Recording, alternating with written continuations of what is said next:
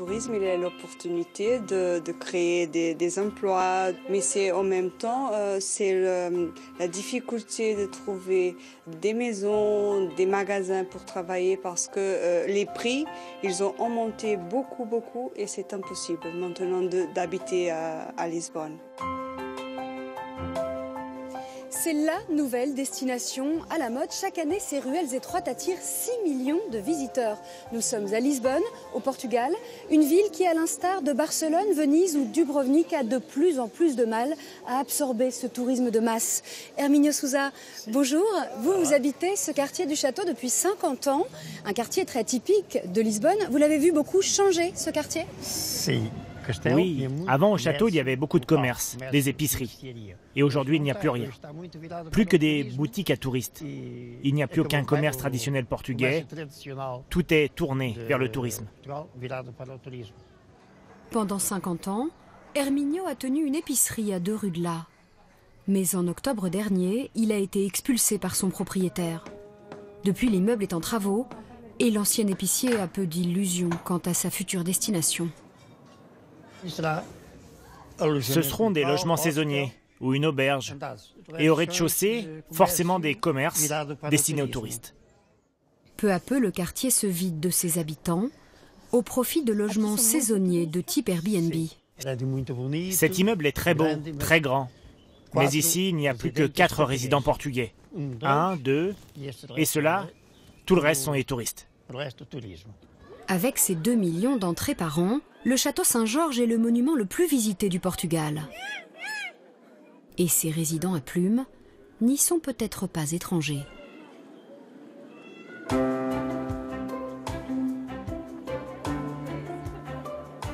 Difficile de circuler dans les petites ruelles du centre historique où les cars de touristes passent au centimètre près.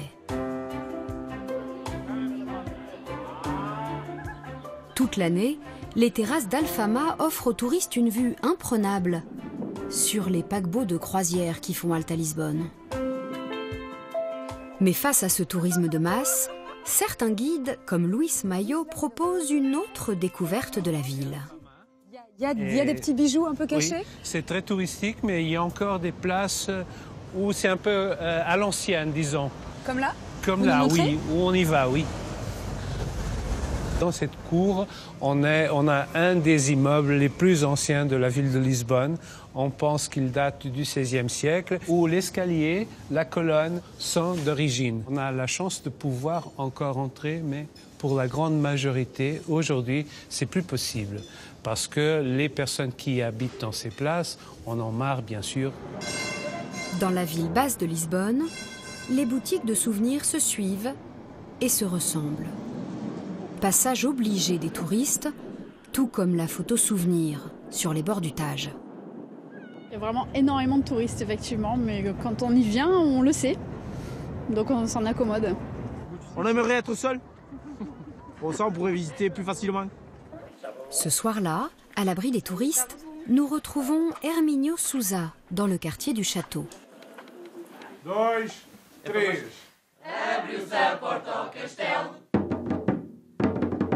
Il est venu assister à une répétition des marches de Lisbonne, une fête traditionnelle dans laquelle différents quartiers de la ville défileront en chansons le 12 juin prochain. Une fête menacée indirectement par le tourisme de masse. Les touristes veulent de l'authentique, l'authenticité de notre histoire, de nos coutumes. Et ça se perd de plus en plus. Parce que finalement, ils viennent ici, mais ils ne trouvent plus rien d'authentique. Car nous n'arrivons plus à vivre ici. Nous n'avons plus de place. Dans nos maisons, avec nos amis, nos voisins. On doit de plus en plus s'éloigner. Parce qu'on nous vole nos logements.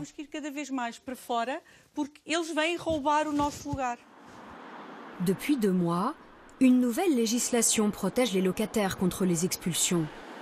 Mais le maire du quartier du centre historique en appelle surtout au bon sens pour réguler le marché touristique. Je pense que l'équilibre passe par une meilleure prise de conscience de la part de ceux qui investissent dans le tourisme.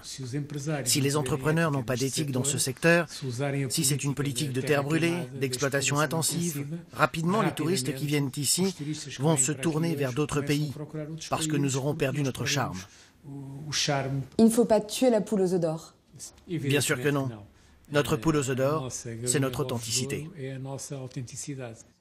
Marc Laufer fait partie de ces entrepreneurs français qui misent sur le marché portugais. En septembre dernier, il a acheté le salon de l'immobilier et du tourisme au Portugal. Aujourd'hui, il vient surveiller les travaux de son nouvel appartement dans le quartier de la Mouraria. En quelques années, les prix ont été multipliés par 10. C'est vrai que les prix au mètre carré ont évolué.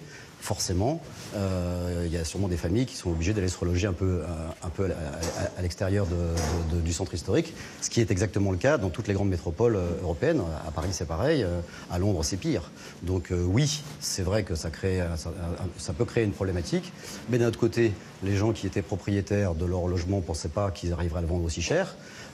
Et il y a des quartiers entiers qui étaient inhabités. Donc là maintenant, c'est peut-être un peu trop peuplé ou surpeuplé à certaines périodes de l'année de touristes. N'empêche que ça fait vivre un paquet de gens.